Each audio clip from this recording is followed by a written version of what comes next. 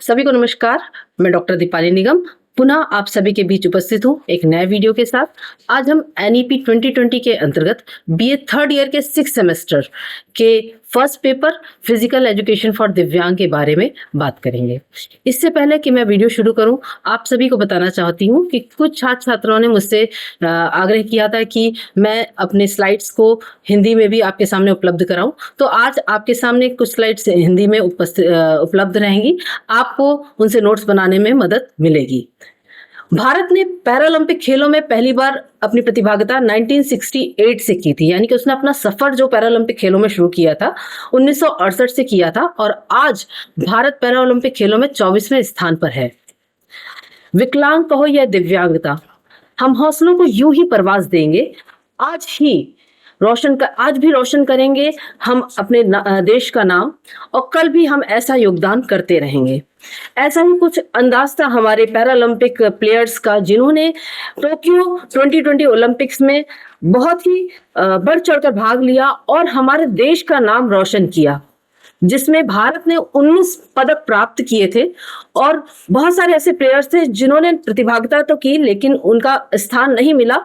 वो भी बधाई के पात्र हैं, क्योंकि उन्होंने इतने बड़े लेवल पे भारत का प्रतिनिधित्व किया था।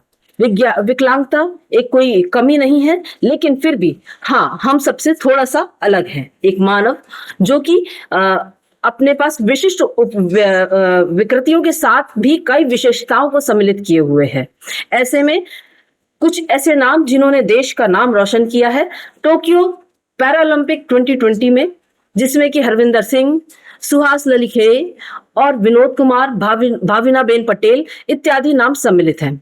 तो चलिए शुरू करते हैं आज की स्लाइड्स, आज का वीडियो, जिसका टॉपिक है फिजिकल एजुकेशन फॉर दिव्यांग। दिव्यांगों के लिए शारीरिक शिक्षा।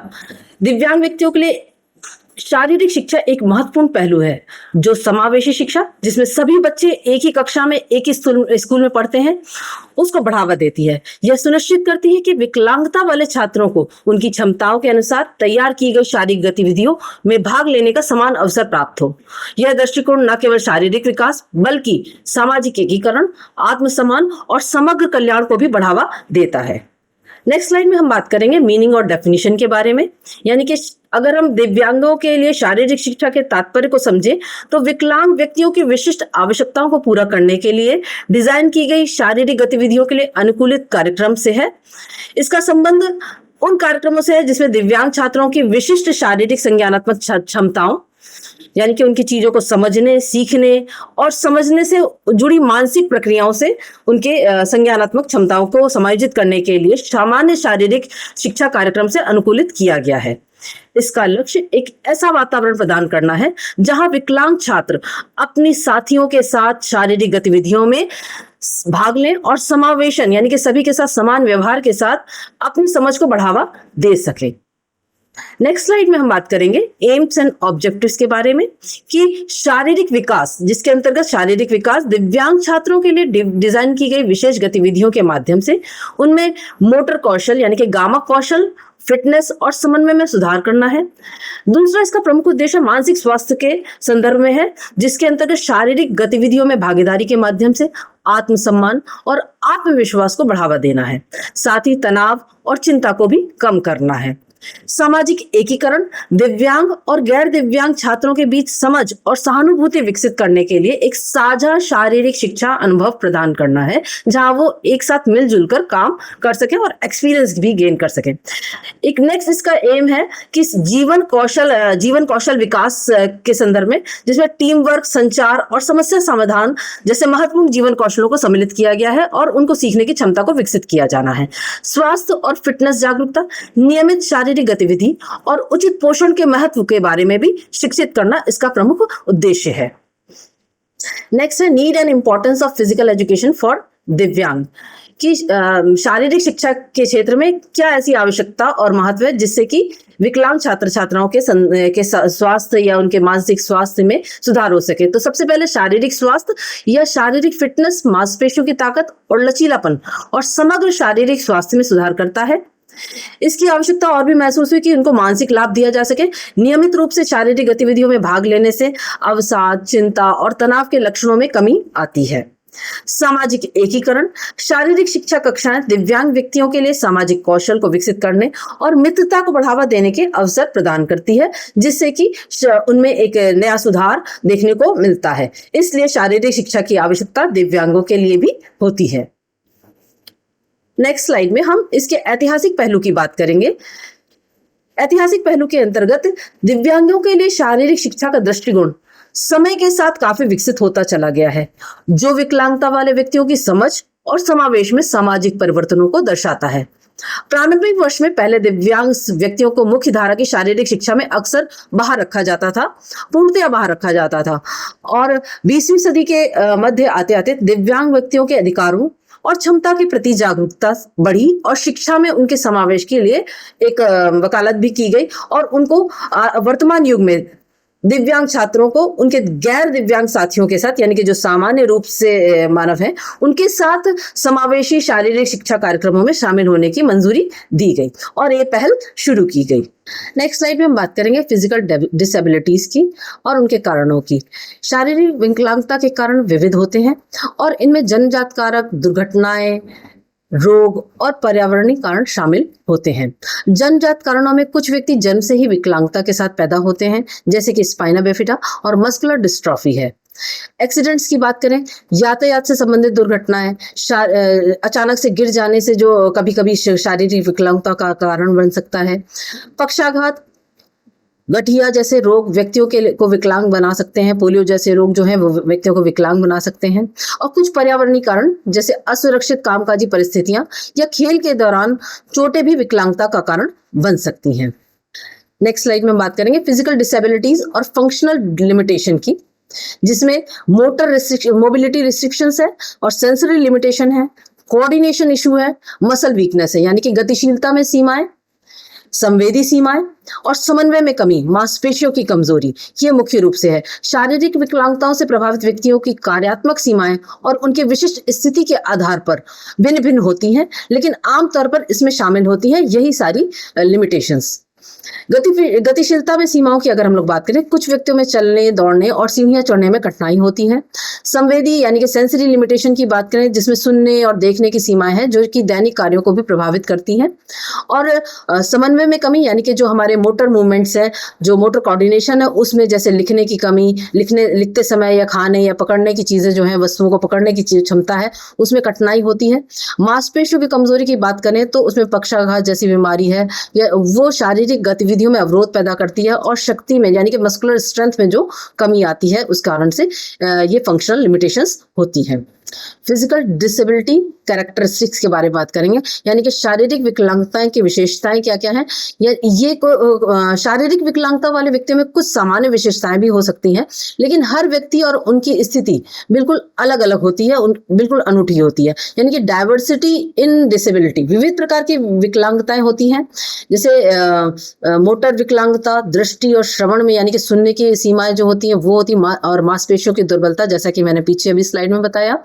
अनुकूलनशीलता यानी कि एडेप्टेबिलिटी, विकलांग व्यक्तियों को अक्सर अपनी विकलांगता के अनुसार अनुकूलन करना पड़ता है, यानी कि उन्हें विशेष उपकरणों का उपयोग करने के समय और वैकल्पिक तरीकों का आविष्कार करते समय कुछ कैरेक्टरिस्टिक्स हैं जिसमें एबिलिटीज को उनको करना पड़ता है मुख्य रूप से। और सामाजिक भावनात्मक प्रभावों के बारे में बात करेंगे। शारीरिक विकलांगता सामाजिक अलगाव, आत्मसम्मान में कमी और अन्य भावनात्मक चुनौतियों का कारण भी बन सकती है। व्यक्तिगत शक्ति, विकलांगता वाले कई व्यक्ति अपनी स्थितियों के बावजूद असाधारण दृढ़ता, साहस और शक्ति दिखाते हैं। तो इस तरीके की कैरेक्टरिस्टिक्स जो है वो फिजिकल शारीरिक विकलांगता के अंतर्गत देखी गई हैं। मेंटल रिटार्डेशन कॉजेस के बारे में बात करेंगे। मेंटल रिटार्डेशन कारण के बारे में अगर हम लोग बात करें तो ये विभिन्न स्टेजेस हैं, यहाँ पर जो मैंने स्लाइड में दे रखी हैं। मानसिक मंदता यानी कि जो मेंटल रिटार्डेशन है उसके विभिन्न कारण हो सकते हैं। इसको बौद्धिक विकलांगता भी कहा जा सकता है। विकासात्मक विकलांगता का एक रूप है जो कि व्यक्ति को सीखने, संचार और सामाजिक कौशल, आत्म देखभाल क्षमताओं पर प्रभाव डालती है। इसके कारण निम्नलिखित हो सकते हैं, जैसे जेनेटिक कॉजेज हो सकते हैं जिसमें डाउन सिंड्रोम आते हैं, आनुवंशिक विकार आ सकते हैं, और गर्भावस्था और प्रसव के समय की समस्याएं गर्भावस्था के समय जो बच्चों को जन्म देते समय यदि गर्भवती स्त्री अल्कोहल का सेवन करती है, ड्रग्स का सेवन करती है और जन्म के समय यदि बच्चे तक ऑक्सीजन पूरी तरह से नहीं पहुंच पाती, तब भी ये मेंटल रिटार्डेशन का कारण बनती है। प्रारंभिक बचपन में संक्रमण या चोटें जो बचपन की चोटें होती है, जैसे मस्तिष्क ज्वर, दुर्घटनावश सिर में चोट लग जाना, ये भी एक मेंटल रिटार्डेशन का कारण बनते हैं। पर्यावरणीय और सामाजिक कारक, जैसे कि उचित पोषण की कमी, सामाजिक उपेक्षा या स्टिमुलेशन की कमी जो होती है वो देखने को मिलती है, इसलिए मेंटल रिटार्डेशन के कारण, जो कि मेंटल रिटार्डेशन के कारण बन जाते हैं। चलिए नेक्स्ट स्लाइड पे चलते हैं। मेंटल रिटार्डेशन की कुछ कैरेक्टरिस्टिक्स हैं, जैसे सीखने में कठिनाई। जो मानसिक मंदता वाले व्यक्तियों में निम्नलिखित विशेषताएं पाई जाती हैं, जिनका शारीरिक शिक्षा में विशेष रूप से ध्यान रखा जाता है। जैसे सीखने में कठिनाई होती है, उनकी लर्निंग एबिलिटीज जो होती है मेंटल रिटार्डेशन बच्चों की, वो थोड़ी कम होती है और उनको नई चीजों को सीखने और समझने में थोड़ा सा समय लगता है। उनके संचार की कुछ सीमा होती है, यानी कि उनके जो एक्सप्रेशन होते हैं, उनको अपनी चीजों को व्यक्त करने में, उनके अपने थॉट्स जो होते हैं उनको शेयर करने में थोड़ी सी कठिनाई होती है। और शारीरिक शिक्षा जैसे कार्यक्रमों को समझने के लिए थोड़ा देर लगती है। सामाजिक कौशल में कमी, समूह में एक दूसरे के साथ इंटरेक्ट करने में, दोस्तों को बनाने में उनको कठिनाई सी उत्पन्न होती है, जो कि फिजिकल एजुकेशन में आते आते ये ऐसा आत्मविश्वास उत्पन्न हो जाता है कि लोग बच्चों को इस तरीके की शारीरिक शिक्षा के कार्यक्रमों में सम्मिलित करके उस कौशल में पारंगत कर सकते हैं।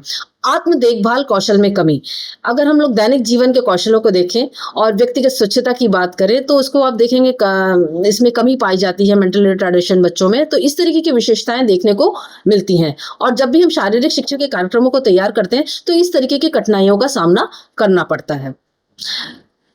मेंटल रिटार्डेशन फंक्शनल लिमिटेशंस की बात अगर करें तो शारीरिक गतिविधियों में सीमा होती है, यानी कि कम मोटर कौशल जो होते हैं और संतुलन के कारण शारीरिक गतिविधियों में भाग लेने में कठिनाई पैदा होती है। समूह की गतिविधियों में सहभागिता में कठिनाई होती है, जैसे सामाजिक इंटरेक्शन होता है उसमें कमी पाई जाती है। टीम गेम्स जो होते हैं और जो ग्रुप एक्टिविटीज होती हैं उसमें भाग लेने में सीमाएं होती हैं और नियमों और निर्देशों को समझने में भी कठिनाई होती है। जटिल नियम होते हैं और जो एक ऑर्डर्स होते हैं उनको समझने में और उनको याद रखने में भी कठिनाई का सामना करना पड़ता है ऐसे बच्चों को। दिव्यांगों के लिए शारीरिक शिक्षा में इन कार्यात्मक सीमाओं का ध्यान रखते हुए गतिविधियों को अनुकूलित करना और महत्वपूर्ण हो जाता है, ताकि वे शारीरिक शिक्षा के कार्यक्रमों का लाभ उठा सकें, आनंद उठा सकें। तो इस तरीके की जो गतिविधि होती है उसमें बच्चे भाग लेते हैं और उनको समझने के लिए उनको थोड़ा समय दिया जाता है। तो अभी हम इस स्लाइड में हमने यहाँ तक बात की। नेक्स्ट हम इसी वीडियो को आगे बढ़ाएंगे नेक्स्ट वीडियो में, क्योंकि ये वीडियो बहुत लंबा हो जाएगा। आगे हम इसमें कई पहलुओं पे बात करेंगे और शारीरिक शिक्षा के जो थर्ड ईयर के 6 सेमेस्टर का जो आगे के यूनिट्स हैं उनको भी कवर करेंगे। तब तक के लिए नमस्कार।